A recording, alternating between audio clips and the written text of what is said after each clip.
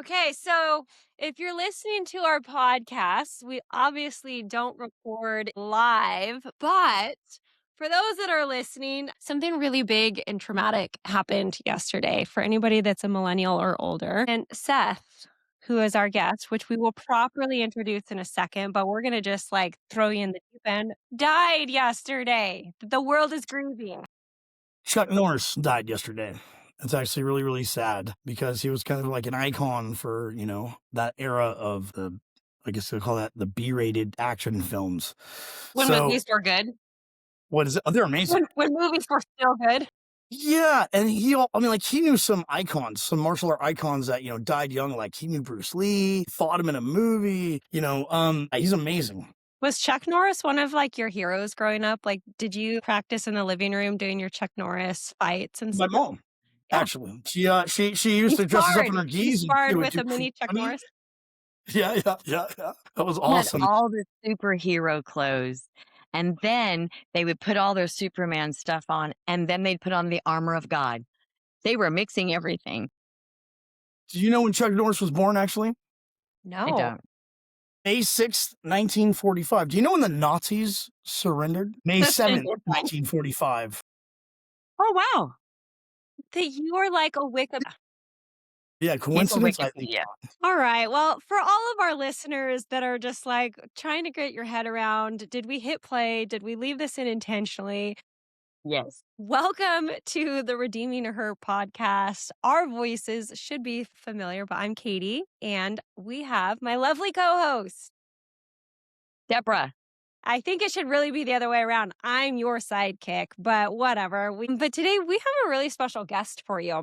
I want to just pause and say this is sort of a two-part episode. It is and it isn't. But if you haven't listened to the first episode, you want to go back and listen to the previous episode because we talked to somebody who is very special and has part of the story that is going to lay some of the foundations for what we're going to talk about today. So that's going to be a note, and we'll put that in the show notes. So if you're listening, I want you to actually hit pause as much as you want to go ahead, hit pause, go back and listen to the first episode because it's phenomenal. Second to that, we have somebody really special on this podcast, and I'm not going to do the introduction because I won't do it justice. So, Deborah, I want you to introduce our guest today. Well, what I want you to know is when you listen to that other podcast, then you're going to understand that this is kind of the other side of that story. And it's not a retold story, it's a renewal, and it's beautiful. So I personally want to introduce a man whose tender heart was buried unknowingly under layers of loss, military conditioning, and years of an emotional shutdown. So if you're carrying any of this pain, if you feel like you're at crossroads and you're in between staying armored or letting God in, he is going to be the one that's going to help you get through that, because today's episode is my son. And today you're going to hear how a man, and he is truly a man, he has been that way from moms that go, when do they grow up? They grow up at 14 and they stay that way. They just mature. It's just the truth. But today you're going to hear how he, who was trained to lock it down, learned that the bravest thing he could do was to let himself become undone. And I say that with pride and honor, and just, I'm so grateful I got to be his mom and still his mom, but it's a different relationship. It's really good. So today he is going to be our guest speaker, and I'm so excited to introduce you to him. He's my second born. He's a husband, a father of 6 kids. Yes, 6 kids. That's a lot. He's a builder by trade and a man who lives for the outdoors. He hunts, he's adventure, whatever he can do to be outdoors and have a good time, he's doing it. But he's also gracious, gregarious, positive, and he loves his family fiercely. Thank you so much, son, for being a part of this. And I'm honored to be a part, so Katie can take it away. Well, are you ready to have some fun, Seth? You know You what? thought it was going to be scripted, didn't you? Seth's like, where are we going with this? I don't know. You put me in the driver's seat. That's a wild question, right? You Yeah. should know this by now. But I'll raise my hand to help. Cool. Well, yeah, I just want to preface this also a little bit of what I know of you, Seth, because obviously Deborah is your mom and she's known you from birth, but I've had the chance to know you probably over the last decade. You are still somebody that's on my short speed dial if I have questions. Like Seth is the one, I joke that he has Wikipedia memory, but Seth is the one that literally he's a history buff. He knows everything, like cars. I need something fixed. Like I called him and asked him a contractor question the other day, and I was like, "Talk me through this." You want to talk to him about hunting, ammo, anything? Seth's just always down for a fun time. And my kids love you. Our family loves you. So I'm excited to just attest to not just being your mom giving you good feedback, but like you really are that man. You're the third party endorsement, so thank you for Yes. your This is perspective. your Google endorsement that you weren't soliciting, but, I approve. So it's good. All right, so let's just jump into your story. I wanna go pretty far back, not obviously to birth, but what I know of you from stories is that you've had some pretty supernatural experiences from pretty early on. And one of the things I wanna go back to around when you were 11. Do you remember that you had a spiritual encounter with the Lord around 11? Is that fair to ask that question and talk about that? No, it's absolutely fine. I want to start off with saying all of those compliments are absolutely unexpected, and I don't see myself as any of the stuff, but I humbly try to receive that. I really appreciate that. That was very kind, and it's funny sometimes when people give you compliments, which for me they're rare, but yeah, thank you so much for that. That was very kind of you both. I appreciate it. Especially, I know my mom loves me to death, but Katie, thank you so much for saying that. That's very kind of you. So 11. I mean, you really have to go back to the unique part of my life was well, my wife she's a Christian as well. We've talked about this recent actually. She talked about when she came to find the Lord. And everybody I know that's, of some sort of advantageous peer of mine, they've all have this pinnacle point of memory of like when they found the Lord. And I can't mark the year, but I can tell you it was with the same church that I had this experience with. And I think I was 6, if I can remember. I think. But I do remember it being in the old Bethel, which when I say Mm. the old Bethel, everyone knows Bethel Church. If you're in the Christian community, they've got a really famous school and whatnot. When I came to Bethel, it was this little church on the side street off the highway that was, it was a small, cute community. And it was just such an experience, and the pastor, I mean, I might be a little biased, but it was just this very good speaker, and I remember listening to my brother going through these spiritual experiences, and my brother was my hero then. So I remember I remember when he was filled, I remember all these great experiences, and I always wanted to be like him.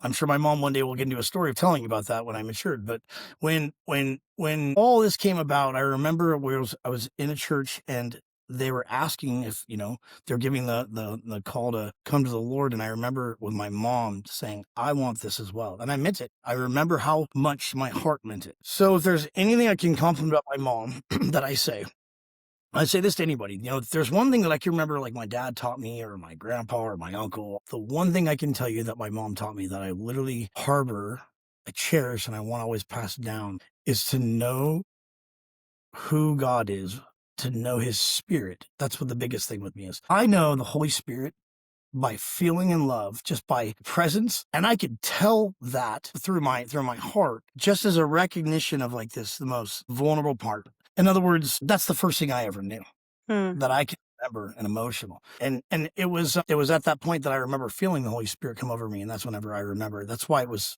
pinnacle to me. So you fast forward through many years of being in that church and it growing. And then me at this point, I remember it's the 6th grade, I believe. And I had left a public school. So I'm going to the school. It started in the same church. And it was different. It was a private Christian school, but it was growing.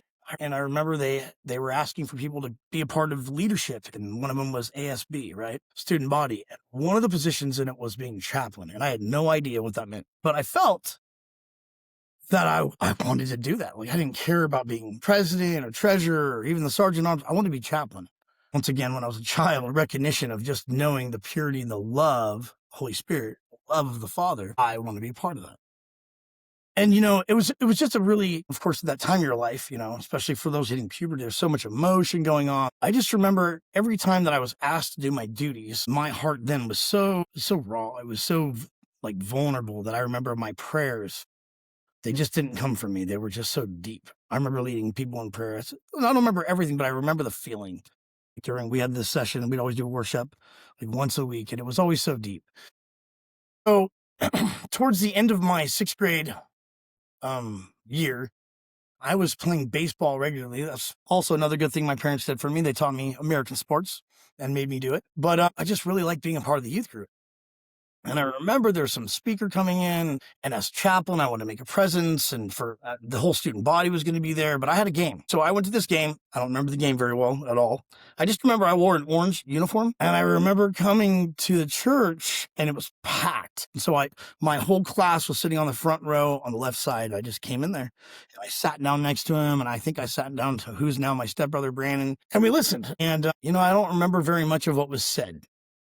I remember what I started with was I remember feeling the Spirit of the Lord. I remember the Holy Spirit. And I remember how loved I felt and how in love, how drawn I felt. I remember just feeling safe. And after the broken, man, I don't get emotional about this, but I remember he called us, and I remember when he was like, give everything to him. Come to the altar, and if you're drawn, just tell him everything. Tell him everything. I'm definitely not deserved, but we all fall short. Like I remember things like, I remember stealing this candy with my buddy when I was, or I remember whenever I got in the cookie jar, I remember when I lied for my brother. These are the things that I remember in my heart that I just wanted to confess. So being on the front row, there's this really big stage, and for me, that's an altar, right? And he called us forward, and I just remember going and I felt so compelled. I felt so safe. That feeling like it's okay, like everything's okay if you do this. And I don't know why. I just came forward and I dropped my knees and I just started praying, and I don't know how long I was there. But I remember feeling like my flesh was like, say this. This is important for you to say because this is detrimental. And I remember thinking, really? All right. And memories evolved that I totally had forgotten, probably buried away, of just things I felt guilty over that I felt like it was safe enough to feel free about. Right. So I just remember feeling emotionally safe. And I remember feeling like it was just the most purest moment, I think, for me spiritually, that I always fall back on. And not to get in too much depth, but, throughout that night and beyond, it changed me in so many ways. It created even a deeper foundation for me of knowing the heart of the Father, right? Of understanding. All he wants is personal relationship. All he wants is for you to feel safe with him and meet with him. Right. And communicate with him. Because I don't remember if I was speaking, but I remember I was thinking and I was surrendering. But for me, that was a point in my life. And what was spoken over me, because there's more events that followed, that I look back on and I go, I'm so undeserved by it. And, Claudio at one point, the name of the speaker was Claudio Friesen, which you find out later is a pinnacle evangelist in my era. And he spoke some prophecy and spoke something over me that my mom always reminds me of, right? I remember going through a detrimental time when I lived with my father, and my spirit was recognizing things I couldn't feel. I didn't feel open enough that I knew how to worship and spend time with the Father in the church I was going to. When I lived with my dad, he was a part of a Baptist church, and he was a faithful Christian, and he loved the Lord. My dad, the church that I was going to is so doctrinal, and they just had different views of what I understood was the heart of the Father. I remember whenever I was lost, I called my mom. I think I was 13 at this time, and I was like, Mom, what do I do? And she goes, go to your knees. Because you know that if you ever feel unsafe, if you ever feel like you're not receiving, you can always just drop to your knees to speak to the Father. I said, what I recognized is I was like, Jesus never preached to die now or go to heaven. Not that I can remember. I mean, he spoke about it, but his main message was love. Right. Love everybody. Yeah. I didn't recognize it. So I came to my mom and I said, what do I do? And she goes, go to your knees. So I remember going home into my room, I had a Walkman at the time that shows my age. I remember listening to worship music and I just dropped to my knees and I found right then and there, once again, like that, seek and he'll find you. What does it say? Seek and you shall find, knock and the door shall be opened unto you, right? And it was that simple. And my mom said, hey, seek him. And my pure heart was like, Lord, I don't understand. I need to feel you. And it was boom, done. Yeah. And he was like, I'm right here with you. So that's the rest of my life. I mean, ultimately, it's just whether or not I wanted to. So I hope Reminds they me I was go ahead. just gonna say, it reminds me, I mean, I have very small kids, and one of the things that, I always teach my kids just public awareness of like, if you ever feel lost, what do? You stop. You stop moving and you wait, like, because I will come find you, right? And so if you play that over spiritually, it's the same thing, just as you're saying, like, seek and you'll find me. Sometimes I think we over complicate or over spiritualize the pursuit of the Father when really his heart is always pursuing us. So I love that you said, like, it's that simple. Like, you went into your bedroom, you got onto your knees, but the thing is, it's not out of doctrine of I bent to my knees and the Holy Spirit came. Your heart was so softened because you knew what his voice was like. You knew what his presence was like, right? So I think that's a beautiful story that anchors in the truth of everything that's going to carry you forward into your life. So, can you talk to us about just a few years later, you had your first like really traumatic event in your life? Can you talk about what happened? Yeah, I was almost 16 years old and life starting for you, gotten into some ridiculous um trouble that wasn't, I mean, it wasn't purposeful. Just this weird event happened to me in high school that launched me into homeschooling when I was in like a freshman in high school. So I had to go see a psychiatrist that did an MMPI test and check my psychology. Something about my IQ was tested. And next thing you know, they were like, only, you're smart enough on it, maybe you should do this on your own. So I just remembered as this detriment, it's the way the Lord does. This detriment turned into this like value, and I got to advance myself. I graduated high school at the age of 15.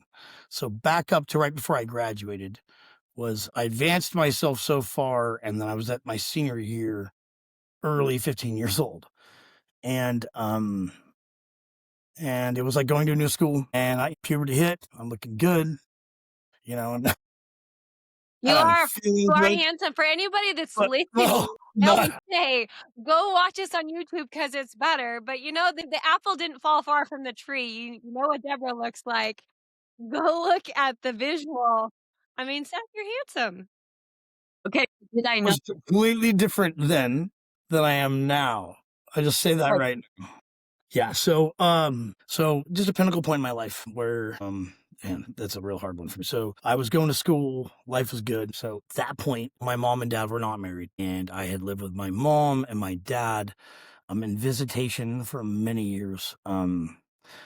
Since I was 2. I mean, I can remember so far back just the beautiful sound of my mom's voice singing and the happiness of my dad coming home from work. I remember having weird lingual, but my dad was and is and still will be not just a mystery, but that's what every man is, right there. They're, mysterious. For me, he's my hero just because he's my dad.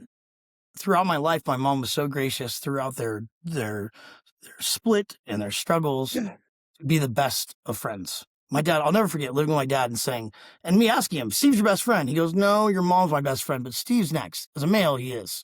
And I went, for me, I'm like 11, 12. And I'm like, wait. Because you're trying to, like, why aren't you with my mom? What happened?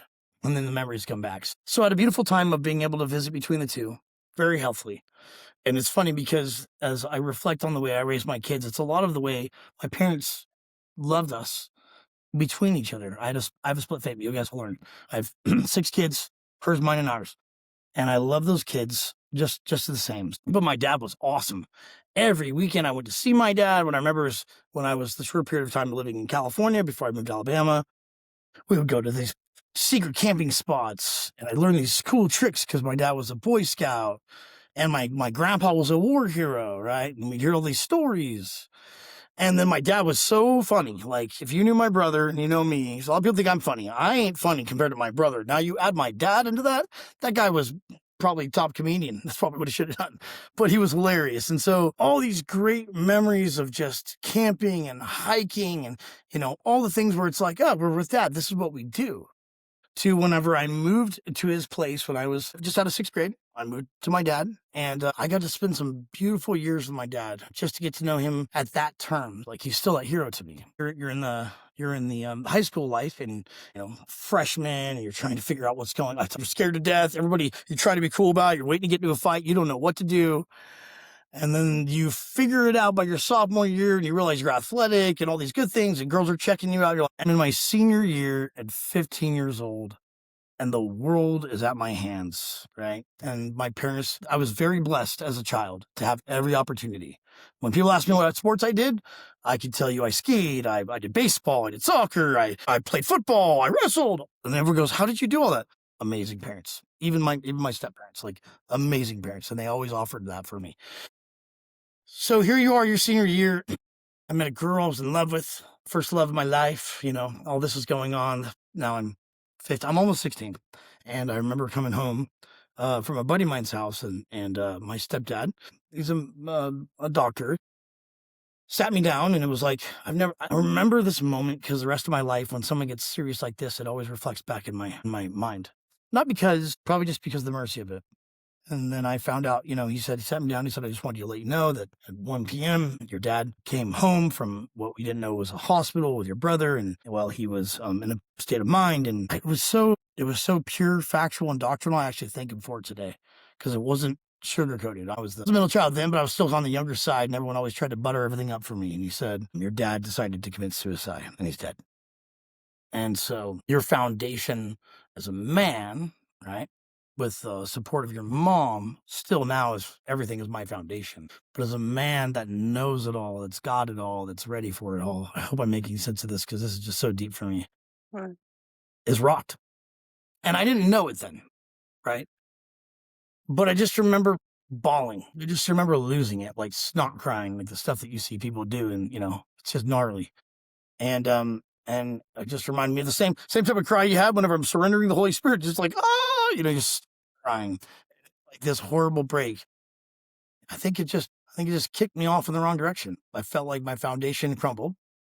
As split and weird as we talk about, split families, I had a solid foundation even with the split family. I had a great family. So that's the point. I mean, that's that pinnacle point. But that was a point that really definitely started the rest of my life.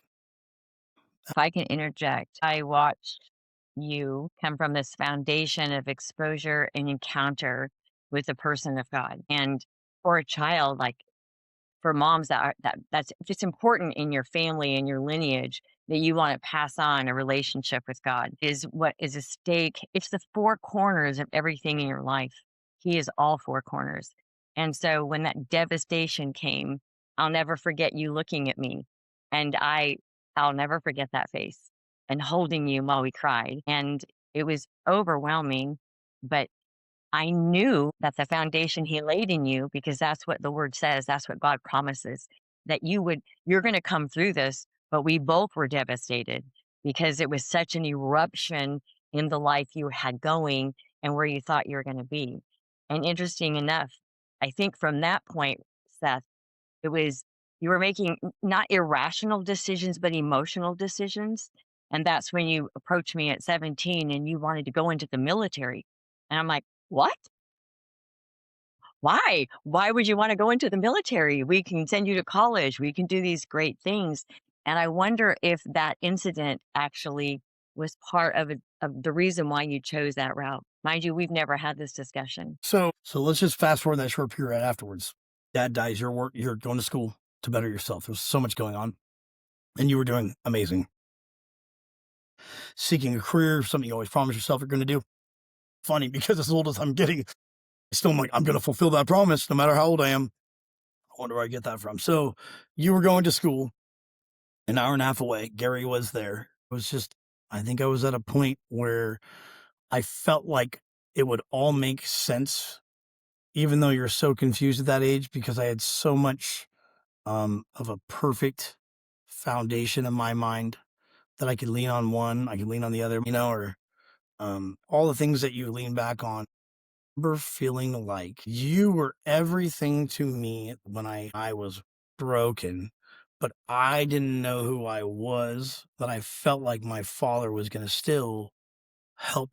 I almost feel like at that point, and I don't know, but I feel like when it comes down to me and where I was with my, like, what that did for me at that time, it was like I didn't want to feel emotion anymore. I was so in pain that I didn't want to feel emotion.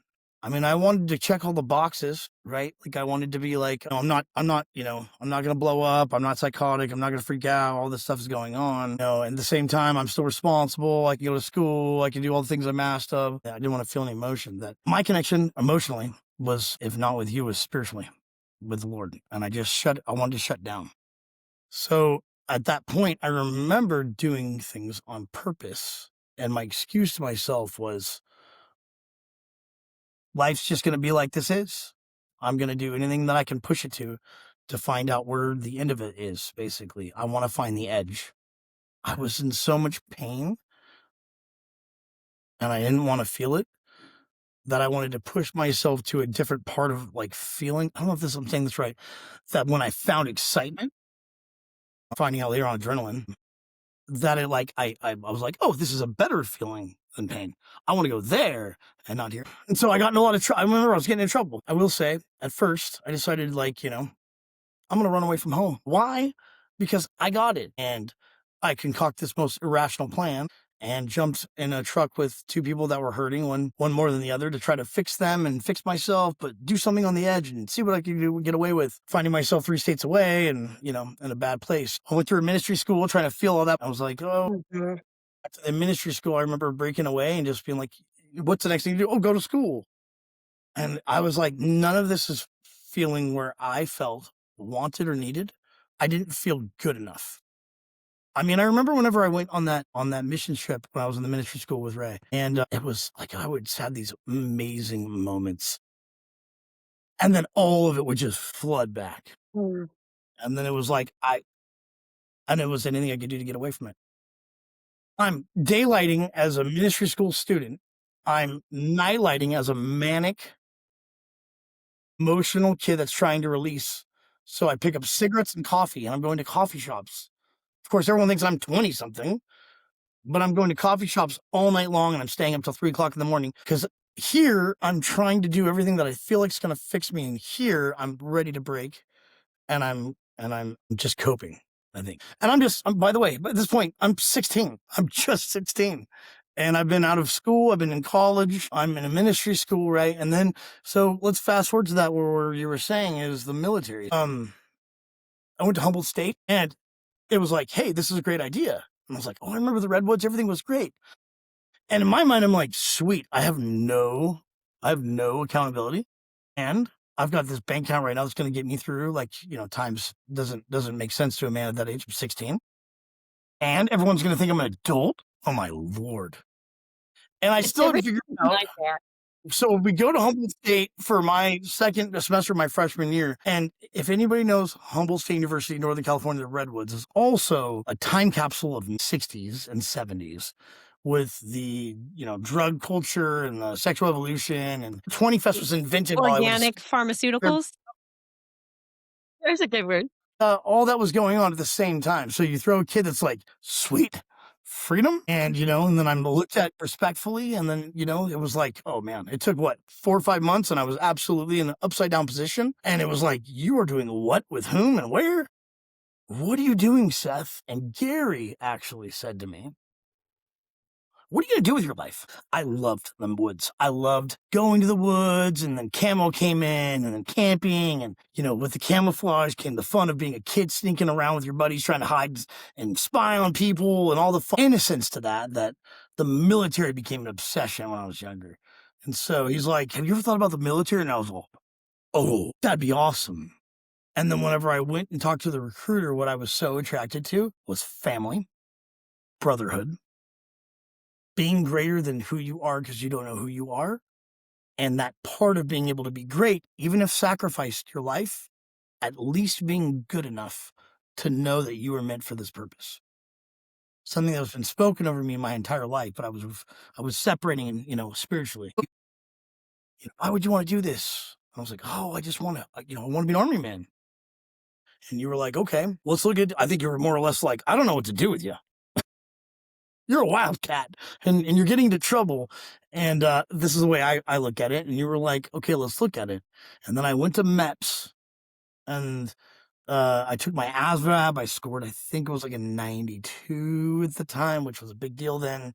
They're like, you can do anything. And then you don't understand MEPS till now you're a soldier. You realize what it is. It's like a lottery, but you go to MEPS and it's like, they offer you 3 jobs. Whatever the lottery comes up, they take your ASVAB. So they'll throw one good one at you and they'll add 2 more of where the Army wants you, the way I interpreted it. At the time they had an opportunity for like satellite comm networking and they were like, you could do this. I should have taken that job. The other one was like, oh, you could be a 19 kilo. I had no idea what a 19 kilo was. And it sounded like when he said kilo, I was like, that sounds like a carrot. I was like, what is that? And he goes, or you could blow things up. 17-year-old, wanted to be part of greater than anything, something bigger than you, that wants the edge of excitement and opportunity and adrenaline. And you say, you can go blow things up. What do you think I was going to say?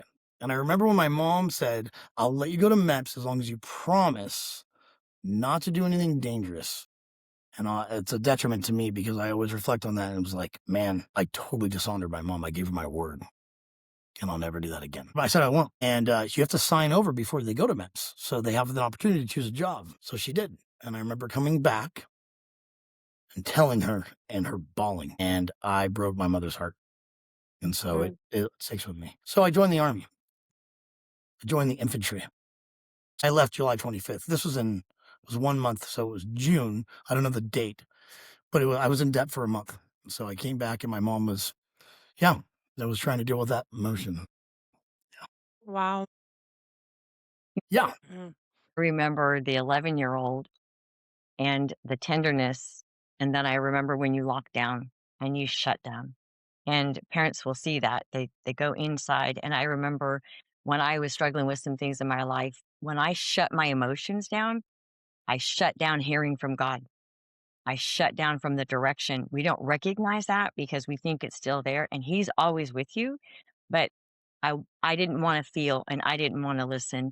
And that's really normal in traumatic events. But when you went over there, I remember you calling me one night and because you were going through some training and you had had an excursion that came back and you were weeping and heaving and the tension between the purity of your heart as a man and as a child and growing into that and then knowing you're being faced with things you don't even believe in doing spiritually, there's this tension that comes. And I remember you wavering back and forth and I'm on my knees going, what are you going to do with this?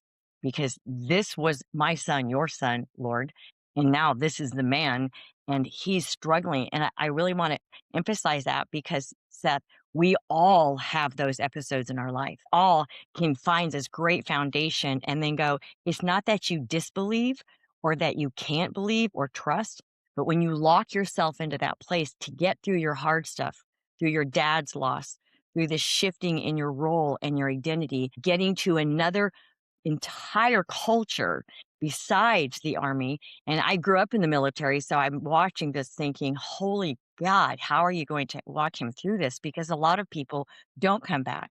And knowing the call on your life, knowing what God said that day when you were 11 and asking for those promises to bloom. When is that going to happen? But we title this From Armored to Undone. There are places that you are armored up, but you're still undone. And then you have to pick it up again. And then you have to be undone again because the process of healing is just doing that. It's like, I don't know how to do this. No performance necessary. No perfection necessary. He's with you in every piece of that battle. And on your side, you're seeing and experiencing this. And on my side, I'm asking for the impossible. And he shows up every single time. And that was a conditioning for you that actually brought you into maturity when you came home.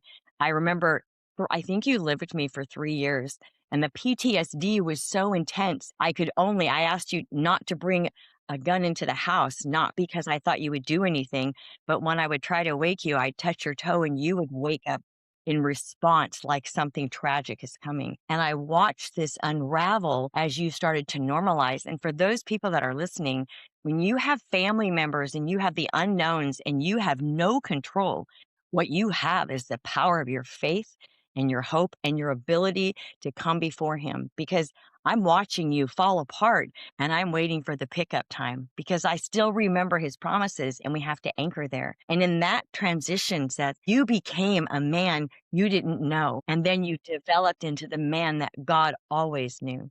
And that's a place I think that I really want to look at. In the crisis. There's separation, and it happens in every stage of our life. I'm sure everyone listening can go, yeah, that happened something like this to me at 11. This happened to me at 16. They're pivotal maturity years. And then 18, I love how you described who doesn't want to go do all this, right? Who doesn't want to either be rich or be noticed or be or belong? And what I was hearing in your description was you needed to find a brotherhood to belong because you'd lost yourself. And I need that to is find a very, dad. yeah, I know. And you That's what lost your dad. I I'm saying. understand. I think what I think the way I reflect now, if we just want that summarized, is the military became my father. They Understand. became something that taught me how to be strong, how to compartmentalize, how to be able to go to something when I needed strength to recognize, how to find myself. Instead of what I feel like I'm trying to do with my son is to teach them that when these things happen to you, how to communicate, how to think, how to break yourself Yeah. down, how to be humble. The Yes. military became my father. And then the transaction in that place, you were still finding your emotions to put language to it so that you could actually be the man that you wanted to be. The shutting down is okay when you have to get through a hard for a moment. Boom, I got to get composure. I need to get a handle on this. But then there's those times that you're undone. And that's the part I think I admire the most about you is even when this escalated, let's say, you met the most beautiful woman of your life and you're married to her now and you had a son with her and you're all excited because you had all girls and she had all boys. And then we get this little golden boy, you know? And I remember you being excited to be a father to a son, which is super important to men. I want to, if you may, I wanted to transition that because the crisis and separation happened again. And so I'm looking at these markers of the obstacles in your life that come to oppose the very identity he placed on you. And then you're in this marriage and everything is good, but there's all kinds of things. Then your brother dies, my son. All this starts to come up again. And sometimes you guys, don't you ever just say, is this ever going to end? Right, Katie? Is this ever going to come to a stop, for God's sakes, to take anymore? And yet in that in that time and through all that crisis, you still grounded yourself. We all make mistakes. But what I admire most about you is when you and Sarah had tension, and every marriage does, and we take a pause or we take a day away, or I'm going to go with the girl trip or whatever we do, right? When it came down to the end point, am I going to lose my family? Is this going to cost me this? You laid yourself before the Lord. You walked in, you put yourself humbly on the altar and said, I need your direction because what's most important to me is family. What's most important is my kids belong. They have their identity. And I'd love for you to tell me in that place, if we can project there, you made a choice most people won't make. You shut down your business, you sold your house, you left everything, and you pursued the restoration of all things that God promised in your family. That is something to applaud. So, I mean, breaking that down to a real quick, I mean, Sarah and I split.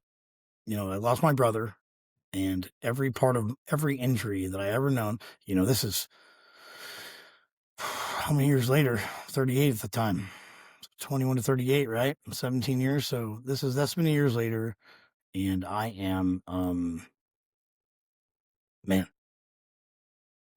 yeah, my brother dies through that tragedy. Everything was going perfect in my life. My marriage never had a hiccup. I found this beautiful woman that was I just knew it when I knew it. She asked me, what's like your intention? My dad's going to ask. I said, to marry you. And it was like, I just said that. We're 2 weeks dating. And Mhm. I meant every bit of it. I meant every bit No of it. rush. I wasn't looking for a woman when I met her, I Mm. didn't want one. And I think at this point I was just broken, man. My wife left me. We're not talking. My brother's dead. I can think back to that through all those times and those many years where I never asked God why for the fear of the stories of Job. I always have my own weirdness with the way I interpret things. I just accepted it. But I always was like, I need you. Hmm. Why aren't you here? Why can't I hear from you? And it's funny because now I reflect back and what he told me was, and then he always was like, you could take all these different times that I can't, in between that major time period that he was totally there for me. I don't even know why I'm alive anymore. Like, I can't tell you how many times I deserve to die, not just because of what stupid things I was doing. And he was right there with me. I like changed my schedule this time because Sarah split and I had this like point of almost break. I remember all of a sudden I was like, I'm going to do things one at a time because I'm losing it. Like, I can't take any more. So I know how to do this. I know how to be able to wake up with my son, love on him, teach them their skills. My daughters and son were living with me, and I was homeschooling them, so I was doing their school. I know after that, I know how to work. I'm going to do one project at a time. It was so overwhelming. And I know I'll go teach a class at night because I was working at the sheriff's department. And I remember all this happened. So I think I was up all night and I was just, you're just done. I'm drinking so much alcohol. Nobody knows I am, but I'm putting down about a fifth a night, maybe sometimes more. You mix it with everything else to keep awake. For me, it was just an emotional, like, it was like how you didn't feel anything anymore. So I was like pounding, large amounts of that while I was working just to keep the emotion at bay. And so I remember this like delirium is what I'm trying to get to. And Jason, who's my buddy, used to be my roommate, was like, man, just do what you need to do for Adam. I appreciate it. So I'm digging. And I remember going, like, I was just like, here I am again. Rock bottom, Lord. I got no idea what I'm supposed to do. I don't know who I am. I don't know what. And you had all this promise over me and all the reflection of what happened when I was 11 that we didn't dive so deep on. But, all these words of wisdom spoken over me. And all I need to do is hear from you. And he goes, I'm right here. And I went, like, I literally remember it was so patient. His words, they were so soft, but they were direct and patient. He was like, I'm right here. And I literally stopped and I just started flooding. I said, where have you been? And he says, I've been here the whole time, but you're so hard-headed. You got to be half drunk and barely delirious for you to hear me because you just don't want to. That's a strong word. I mean, it was this recognition of like, it's him because you can think of that state. Am I hallucinating? Right. But at that point, it wasn't that because it was like, how I knew it was him. Not only his word, because that spirit fell over me. And he said to me, he said, I've been here this whole time. And I just started weeping and I just started asking him to please forgive me and to break me. It was at that point that I didn't know what or how, but I just was so convicted and I was just so apologetic to him. I just remember saying I don't deserve this. And it was just the feeling, I think, at that point of peace that I got that I hadn't felt in so long. Everything changed. You go through that period when Sarah and I broke up from when Jeremy died. And I remember I was 241 pounds. I was 13% body fat. I was working out twice a day, 5 hours on average, 5 days a week. I was obsessed and I was really freaking healthy and I was feeling great, right? Because I was trying to fill something else in my life, right? Because I was trying to feel like I was, again, the provider, the tank, the guy that's got it together. And I remember from the moment Jeremy died, I never went to the gym after that again. And it was just because I just didn't, I gotta fix this. And my buddy said, just get you. I get it. We'll come back at it. Too, when Sarah and I broke and all this that fell apart, that I stopped. I had so much anxiety that it was the same feeling as being hungry to me. And so I didn't know whenever I was hungry or when I ate last, and I just stopped eating. I didn't know it. Right. No joke. So between I think from January 1 to March 13th, I was 157 pounds. Dang. So 241, 13% body fat, massive, 157 pounds. And it was just total depression. And that's about the time whenever all that hit me. And then it was like you compile that with always feeling, just being afraid of what's going to happen next, that you go to that psychological break of, I just got to think of one thing at a time. And then this peace floods at this moment of complete brokenness. And then you literally feel like you can do it and that you have a foundation again and that he will take you one step at a time. Although you can't, I'm a man. Oh, how do I figure out how I'm gonna do it, right? And it was just this like, you're not there, so stay in this brokenness and, just know with confidence, I'll get you there. That's where it started. So, I mean, it's such a hard story, but it's a beautiful story because there's so much redemption. What I love about knowing the end of your story up until today, meaning you still have very much more of your story, but from where you were to where you are today, there is literally like the most beautiful transformation that the Lord has done in your heart. Like anybody that knows you, and I'm sure by now listening, you can hear Seth is the ultimate like man's man.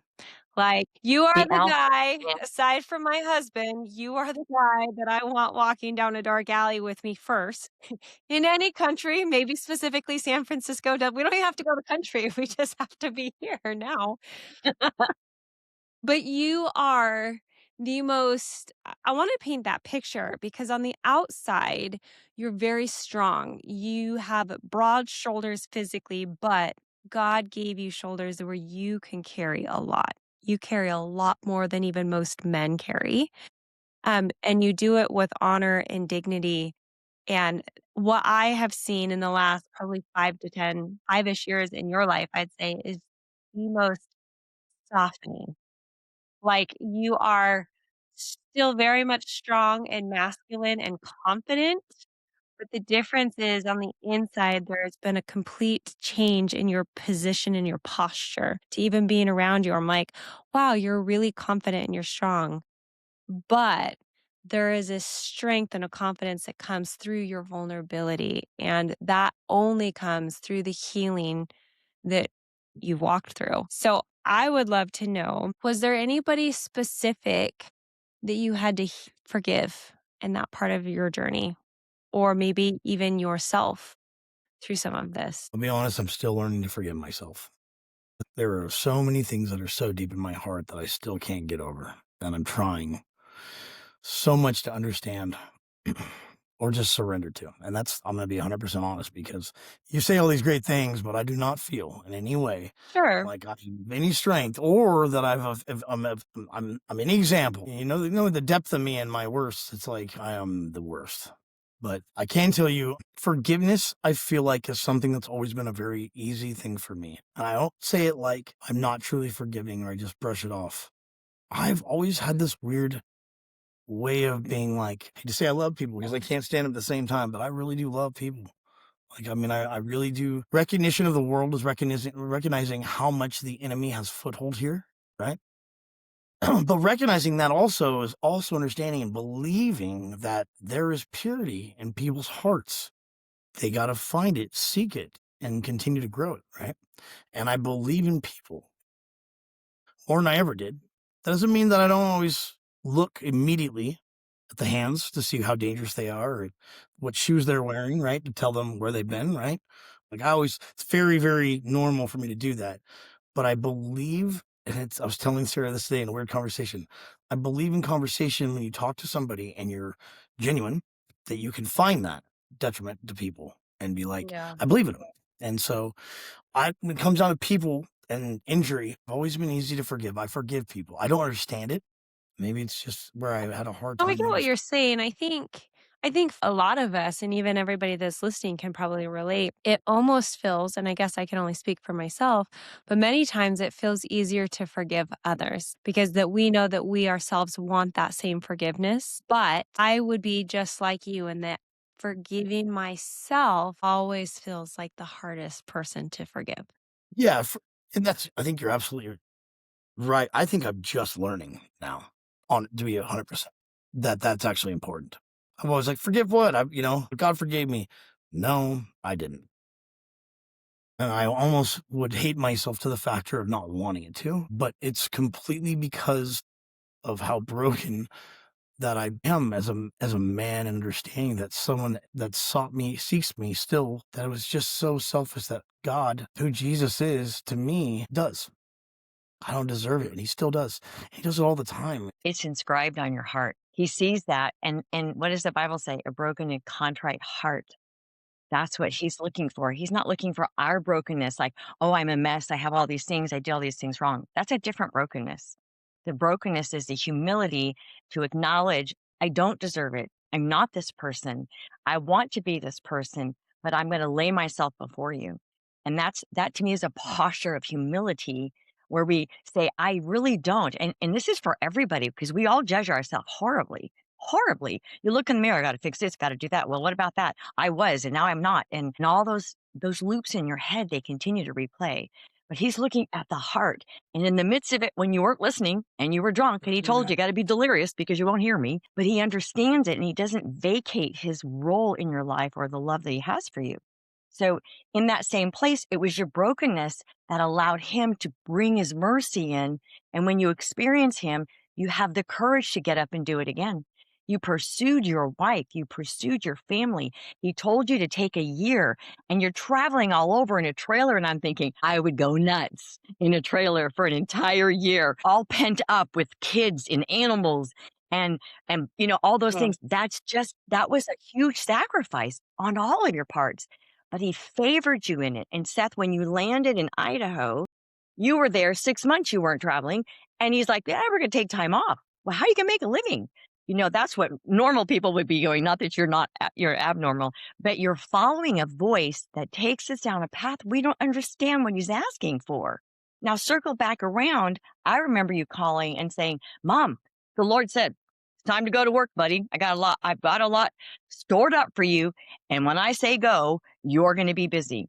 Now, how many of us would like to get that word from the Lord? Hey, we let you have this time off and you were actually enjoying it and experiencing and healing. You took that whole 6 months to find you, to reconcile things about your dad, to reconcile things. We need to do those things. Maybe not as drastic as you did, maybe more.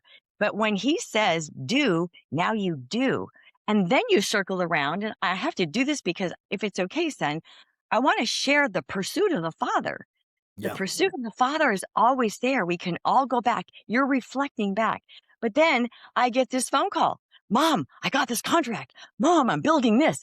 And then you start sending me pictures. You're so excited because you're a builder. You build for him. You build for others. You love to please. You want them to find joy. Those are characteristics of God's heart. And then, and I don't say this because I'm your mom. I say that because we had the conversations. But then you tell me, Mom, he's waking me up every day in the morning at 3 o'clock and his fingers in my chest and he's telling me who I am. Okay, sign me up. I'd like to have that. Right, Kate? I would like to have that experience. But he saved it up because he's watching the intentions of the heart. He knows when we're broken at heart. He knows when we're struggling because of all this traumatic stuff in our life. He's never leaving you. He's waiting for that pause in your breath that he can go, we're going to do this now. And his joy is to fill you with a bountiful business and then come back around. I don't remember how many years from 11 until in your 40s. And people say, well, how long is it going to take? How long are you willing to wait? Because that is a part of our growing up in maturity. And now you're getting this admonishment of the Lord. This is who I created you to be. You're the reason why I would die on the cross. You're the reason why I did this. And he personalized his love to you, which blew a resuscitated breath in everything that you are going to be and are today. That's what Kate was saying. She's like, but what about this circle around? I mean, come on, Seth, this is who you are. Even if you still look with a blurred lens, because we all do.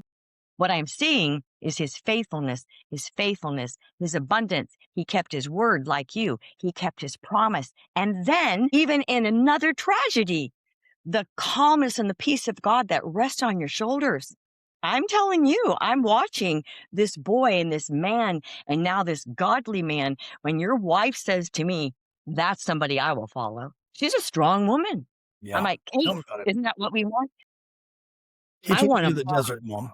He took me to the wilderness for 40 days and 40 nights, if you will. That's the redemptive fact. Here's the cool part with that. You talk about like he took you to the wilderness, but I look at that as not out of a place of punishment, not out of a place of you deserve this, out of a place of such extreme love. And he's so jealous for your affection. And as a father, he's so good and loving that he's like, I am going to pluck you out of this. What might feel like punishment actually is looking like a beautiful reset. The best is yet to come, but Yes. I want to walk with you face to face. And even though it might not have been the most out of body spiritual event for 40 days, it might have felt really hard. When you share that story back to me, what I hear is his extreme love and radical pursuit of you, and that he, just like you always keep your word, he always keeps his word, and he will be faithful to you, your children, and your family to the end of time. You're absolutely right. I remember it as like being completely like, how do I fix this family, this situation, right? And it was for me, it was like separate everything around you and force yourself into a situation where you have nothing but to make yourself immerse in your family and separate all the other things that are overwhelming you. I know it sounds crazy, but right before that happened, we sold our home. We sold everything we had. I had relationship with my ex. And I was like, hey, I have to take time for my family. And I told the Lord, I don't want to work for a year. And I need to connect. Ultimately, it was forcing two personalities, Sarah and I both at this point, we've been married, but we're roommates basically, because I worked nights, she worked days, and we just passed each other every night, to force into living together again and knowing each other again and being comfortable with each other again. And so that was what I mean by the wilderness, because when I was in the wilderness, when I decided that my family was my focus and rebuilding my life and my heart, my confidence, which ultimately finds my foundation in him, it is in him. Family is where I based it on, but I was identified in that when I was younger of knowing the Spirit. That's my foundation. I think I called my mom once. I said, I had this weird epiphany. Do you know why Jesus was taken, or why all those people were taken to the wilderness when they were apprenticed, where they were discipled? I was like, because when the enemy was sent to the earth, he's here amongst us. And if he's not omnipresent, where do you think he spends most? Where's dominion do you think is mostly spent? Around people in big cities where you always see this collection of sin and all. Why am I in the middle of nowhere? Because I hear better. That's what I felt. I could pray better. I could spend time with them more. You're right. And it was that point of forcing myself there, and the mercy and the faithfulness of the Father, and the mercy and the faithfulness of my wife and her character, that grew what he's been seeking. Hmm. I mean, and that's right. It just started there. I got nothing else. I'm raw. I'm broken. I felt like I built this kingdom, not a kingdom, but a man feels like he built a home and I've got a business and all this is great. And then it literally, for me, was worth nothing, because my family was everything to me and I built it to be everything for them. And when you lose them, who cares? Mhm. Who cares? I might be gone tomorrow. I need to be able to instill and change and be there for them. And in that sacrifice, over and over, love pursued you. Love pursued you in every event, and now you carry favor, you carry promise, you have fulfillment. These are the things that God wants us to acknowledge, because everybody listening is thinking, I don't want to walk that direction. But truly, we actually dictate the time of our wilderness, of how we respond to Him. And you had a lot of healing that you actually took time for. Most people are afraid to do that and go out on that limb. I would say, well, Lord, can I just go to a counselor? Can I go over here? Could I do those things? But you had to be in this place where nothing, and it's true, it's easier for me to hear God in the hills. To go out. That's Kate, when you're out on a run in Montana and you're looking at nature, you're like, we're just with Jesus. We're having a really good time, because there is a lot of chaos. But the beauty about it is I wanted to really just say this. You tell me now, you're working on the job. You said you were telling this other guy that you're training or working with. You're talking about the love of God and you're exhibiting it because you've received it. And now, when something moves you, even on the job site, you'll drop to your knees and cry and pray. You'll talk to Him. You're not ashamed. It's not weakness for a man to yield, it's strength. And those are qualities that you're embedding in your children, who they choose as partners. When you show up all the time, you remind me of God's promise. He's always showing up. Your daughter just had a need. You stopped your job, you drove all the way across a few states, and you went to help her. When you realize that God gives and He can take away, right? When you actually recognize the factor that you are truly nothing, like you are dust. without him. I don't care what you're going through. You are really nothing without him. You are great because he makes you great, and you want to be humbled. You want to be who you say you're going to be. Do you want to trust me? Man, that just hit me hard. So what would you say to a man, Seth? If you're sitting here, I'm another guy, and I'm struggling with just a tenth of what you've gone through. What would you say to that man to encourage him or to listen and go, there really is something in your life, Seth. I need to know what that is. How do you transition that? Because he might be all armored up and locked down. And what would you say to that man? How do you unlock that? Hard one right there. I'm so weird, Mom, because whenever I meet somebody like that, I feel like there's a point where I'm meant to be here, right? I don't make them a sentence. I make them my life. I love them like a brother. I bring them a part of me. I want them to understand what makes me happy isn't me being a positive person, because I'm happy. I'm confident because I know who the Father is, and I know what this is about. I know what all this is about. I know what he wants from me. You are absolutely confused. You are lost. You really don't know yourself. You don't, until you're willing to give up it all. You really don't know how strong you are, how amazing you are, how tough you are, until you literally are willing to drop down and be like, I'm nothing without you, until you literally break. You're not nothing until you're willing to surrender it all. You really are not. And for me, that's like if I have nothing to lose, or I feel like this doesn't matter, man. When you recognize that you are absolutely nothing without him, I can do all things through Christ Jesus. I can do all things with him. I'm a liar. I'm a cheat. I'm an addict. I'm everything wrong I could tell you all those things. I am. I've been, but I'm not with him. I hear you saying that your strength, your armor, you used it to stay alive, but it was your surrender that brought you back to life. And what I want to say is, and I'm sure we can all do this, but love costs you everything. It's not free. He freely gives it, but to experience and live in that pocket, it is the love that it's worth the price, because he pursued me. Now he's fulfilled me. And now you have the bounty of things that you've been asking for. You see it in your children. Both of you do.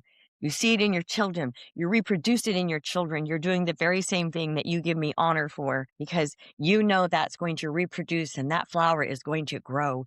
And that is what God honors. Those are the things. It is people that he died for, not things. I know now, literally, when I want to feel strong, I'm like, I need this, I literally drop to my knees and I come to tears, and I just know this, and I go, Lord, be my strength. Lord, make me strong now. Because I know what it's like to feel like anger can make you invincible, that pain can make you strong. But I know ultimately that that's just a point of utter end. But now, to be the strongest person I can be, I literally have to come to surrender. I have to come to complete surrender. Like, it's all in That's you. right. That's right. That's what gave you back your life. Surrendering it. That's You the don't have best. to die for somebody. He never asked you to do that. But surrendering it to him puts him in a place that he can fulfill those requests, because you've unlocked the armor that kept you going, whether it was anger, whether it was trauma, it doesn't matter. What kept you going was a wrong fuel, but it does keep you surviving. And that's how we're wired to do. But when you lay that down and you surrender that, he puts on his armor on you. And then you don't have to do it out of rage. You don't have to do it out of pain.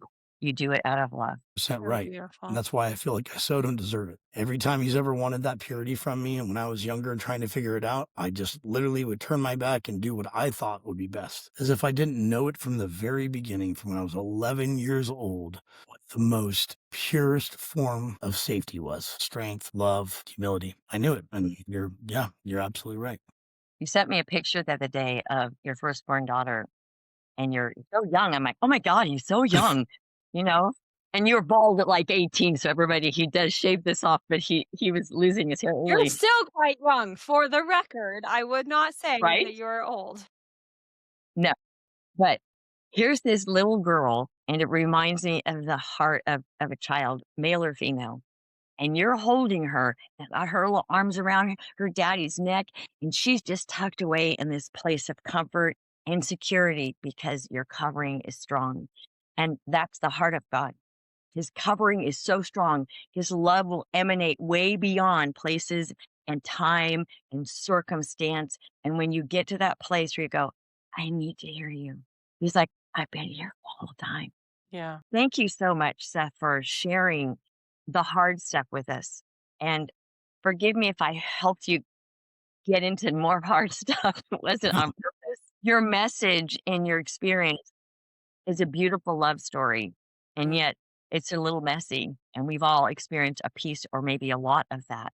I do now in the redemption of our podcast is redeeming her. And I keep going and him because we all need to model out of our experiences what God really wants to do for us. So we only share the rough and the hard because we want to talk about the resurrection, that breath that gave you the spirit, the strong, and the fortitude to be who you are today. And I just want to applaud that.